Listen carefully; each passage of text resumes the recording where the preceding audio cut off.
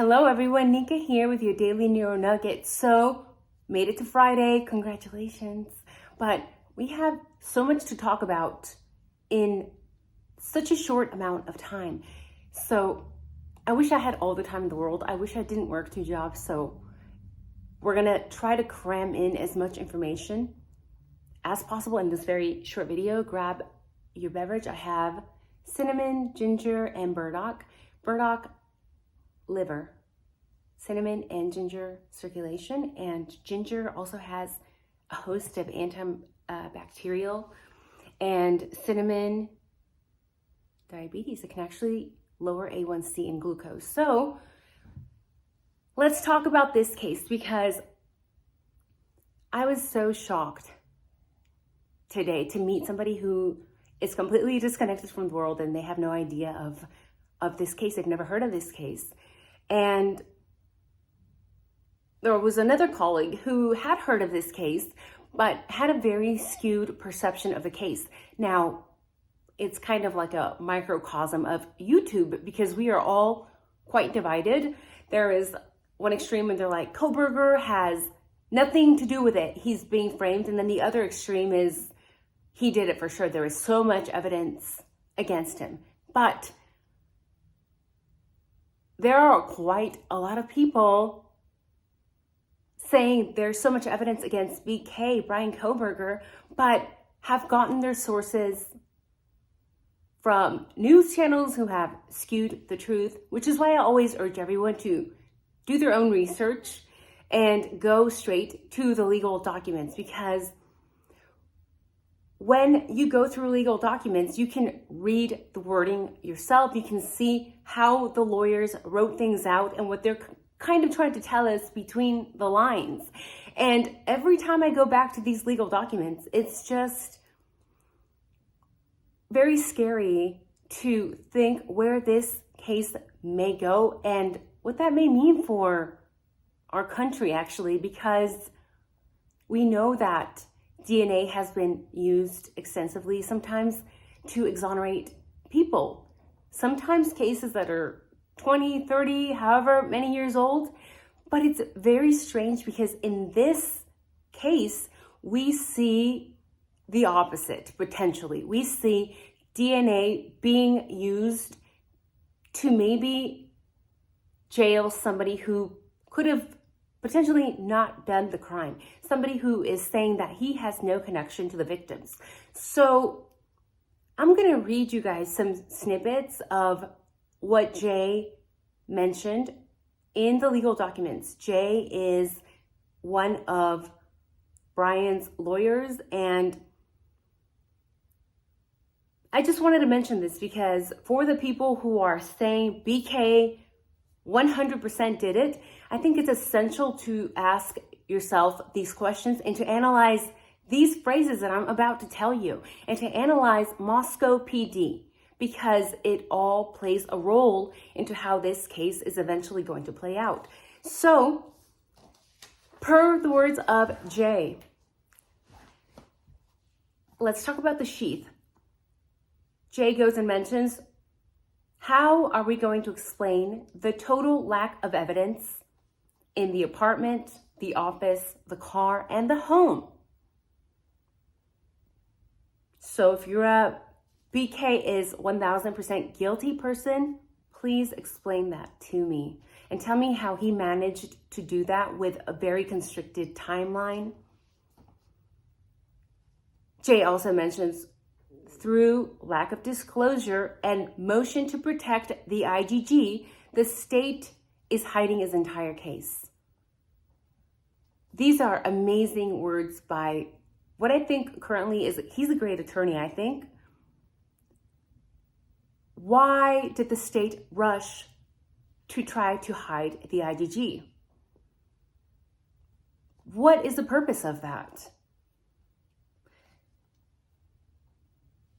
If the state is arguing that this STR DNA testing is accurate, then basically the state is telling us the DNA profile is accurate. It's good. It's for sure BK.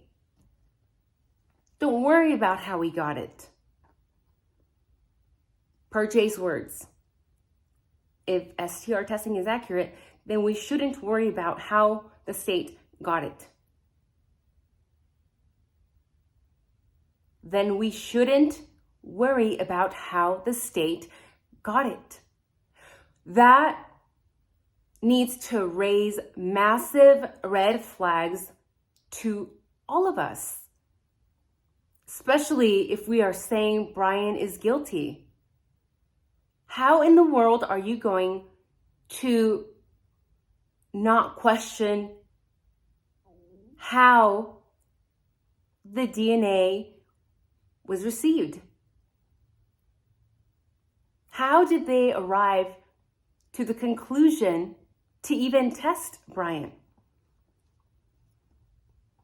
Because we already know that the report by the FBI analyst done in March 2023 shows that the FBI relied on this video of a blurry vehicle going in the wrong direction to get to Brian. Explain to me, how do you jump from a blurry vehicle? First, we can't tell the model of the car. Could be a Prius, could not be a Prius, could be several cars, right? It's going in the wrong direction, and you're gonna tell me, you the state, you the FBI, are gonna tell me that, oh yeah, that's how we got to Brian. Although there were apparently thousands and thousands of white Elantras. Doesn't seem very solid. I wanna know, how did you get to Brian? We still don't know how they got to Brian. How did they pin him down? I've made videos before covering, yes, WSU police. Yes, there were tips. We know that Eric Gower, Gower, was also very involved in the investigation, which to me is also a red flag. But the state doesn't want to explain how they came to the conclusion that it was BK's DNA on the sheath. Why in the world would the state not want to disclose the lab where the DNA was ran? And there's no chain of command? There were over 120 people involved in this investigation. That is a lot of hands. We need chain of command. We need a chain of custody. Who touched it? Where did it go? We need this chain of custody. I work in a laboratory. Let's just say that if this chain of custody is not properly written, it's not properly signed off, timestamps, everything, guess what? You just did something illegal. That specimen, that tumor, that drug test, that autopsy is unusable. It is trash, because it is essential to have a chain of custody, and not only a chain of custody, but an error-free chain of custody. But in this case, there's no chain of custody, and the state is hiding the lab. Why? Did they pay someone $10 in a basement lab to potentially run the test? Okay, no? Then show me. That's why we have a chain of custody. We need to show who touched what, dates, times, everything.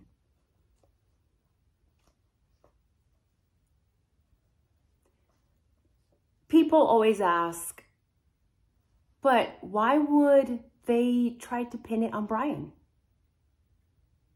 He's a nobody. I often think there could be motive. First of all, he's an outsider. But he also worked as an intern, right? So is it possible that maybe he ran across some information, things that were going on in police departments at WSU or others due to the nature of his work? Because I get the vibe that Brian would be the type of person to try to maybe expose something like that if it came down to it, right? So there could be motive to pin something this horrible on Brian. But also, sometimes it's not so much about pinning things on one specific person as a revenge type of hate committed against Brian. It could also have been potentially just the protection of other people. Because we know that several profiles were uploaded into this DNA testing method analyzer. Yet those names were never given to Moscow PD by the FBI. They just said, here is Brian Kohberger. Now you have a name. Run off with it and do what you will. And when we let Moscow PD do what they want, well, let's refresh our memories.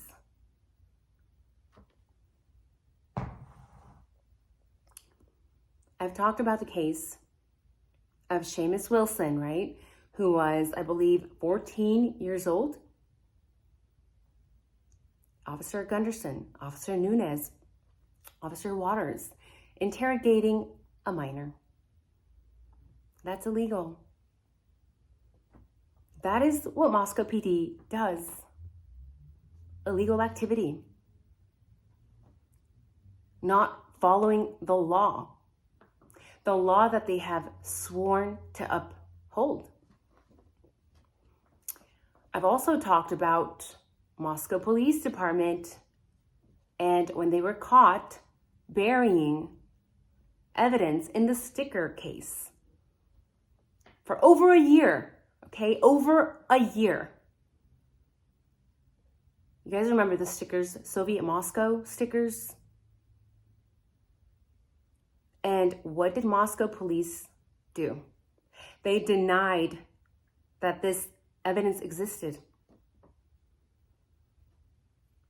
Okay, this means that they illegally held back footage from the defense over a sticker case. What are we supposed to think that they would be capable of doing in such a massive case? If they were willing to go this far and commit an illegal activity to break a law over stickers, imagine what they would do to cover their ass in this case. Do not underestimate Moscow PD. Now, on the drive to Moscow, Brian would have had to pass 2 cameras. These cameras are located at traffic lights, and they are located entering Moscow from the direction of Pullman. Where is this footage? Because I believe that if Moscow PD actually had a very solid case, they would also utilize that footage to make their case even stronger. But what do we currently have? We have a blurry video of a car. We can't really tell the color. It could be gray, could be white. We can't tell the model. Can't tell the year. All assumptions. I want to see the footage coming from those 2 cameras, because if he did it, he's going to be in those 2 cameras. it's sickening. The more I refresh my memory, the more I go through the legal documents, it just, hence the tea, right? Because we all get a little nauseous, let's be honest. And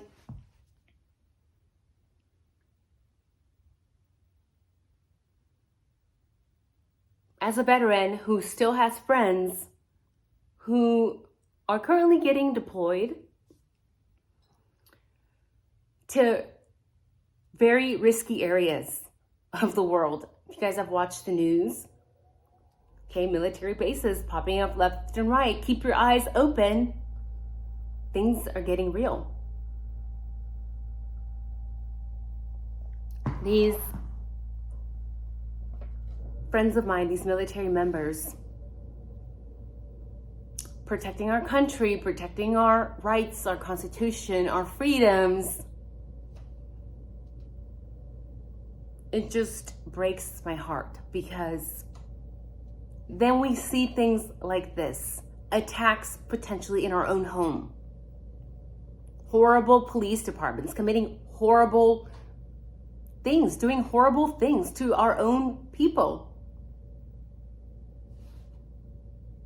I'm not sure how Moscow PD is still around, because the few things I talked about today are just a few things. And I understand it's a very sensitive subject, but bad things done by bad PDs have to be addressed. Bad PDs have to be addressed. And don't even get me started on Officer Tolson. That's going to be another video coming very shortly, because a lot of us have forgotten about Officer Tolson, but he's still up here. So how can we the people respect a police force who ignores facts?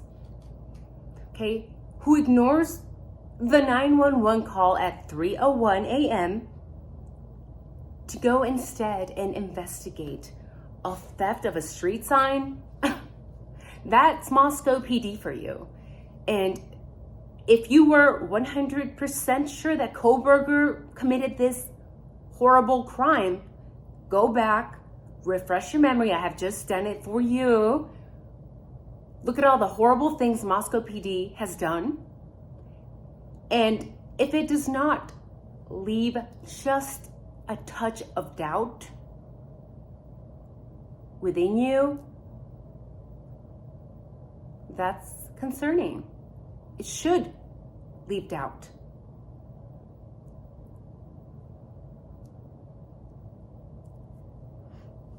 So, this is a life case. His life is on the line. To me, that is enough doubt. The fact that there is so much corruption, time and time again, within Moscow PD, how are we to not question the lack of chain of command, their horrible criminal acts? Is it possible that maybe out of those 120 plus people who were involved in the investigation, maybe planted something? Maybe not to pin it on Brian because they hated him, but maybe because they're trying to protect somebody else. Maybe to try to protect the University of Idaho because it brings in millions. It's their number one source of revenue. Maybe to protect powerful fraternity members with powerful parents, businesses, people who financially run the community in the background.